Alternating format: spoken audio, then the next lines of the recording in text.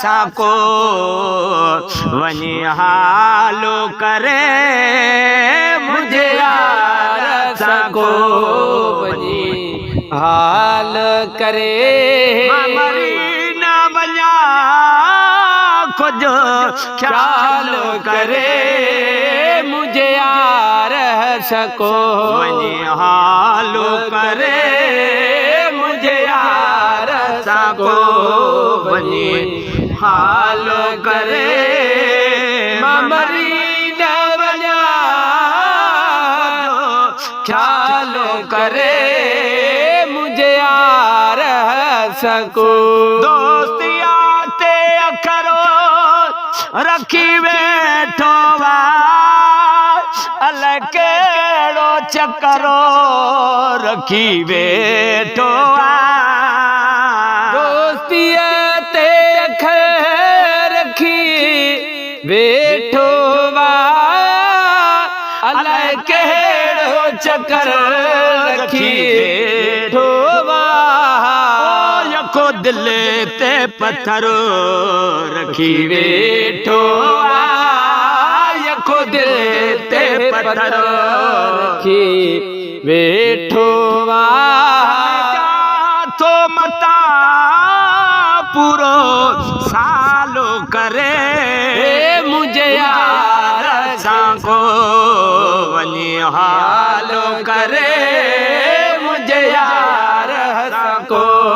वनी हाल करे मरी न वञा कुछ ख्यालो करे मुझे यार सको वसाई वसा को करू नाया माँ जलाई जला को अंगर नाया वसाई वसा को ककर नया माँ जलाई जला को अंगर नाया ओ माँ भी मानू आया को पत्थरो नाया माँ भी मानू आया को पत्थर नाया जो जियणो न जंजालो करे ओ मुझे यार सको वनी हाल करे मुझे यार सको वनी हालो करे मरी न वञा कुछ ख्यालो करे मुझे यार सको से समूखा सुभान अल्लाह है जुदा न रहे जे जुदा भी रहे तका सार लहे जो सीतमुखा जुदा न रहे जे जुदा बे रहे तका सार लहे अल्लाह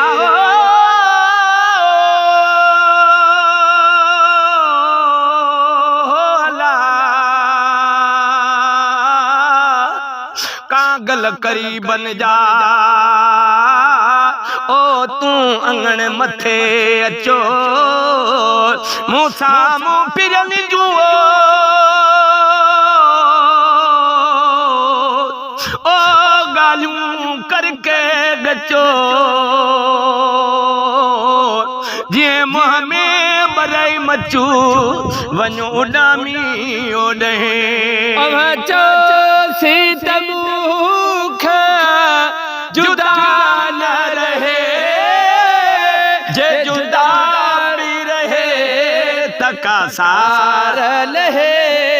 जे न सार लहे तातन साणो कोई जे न सार लहे त हथन साण कोहे जे न सार लहे हथन साण कोहे अयो अदमी असा हिका गाल करे मुझे करे मुझे यार सको बनी हाल करे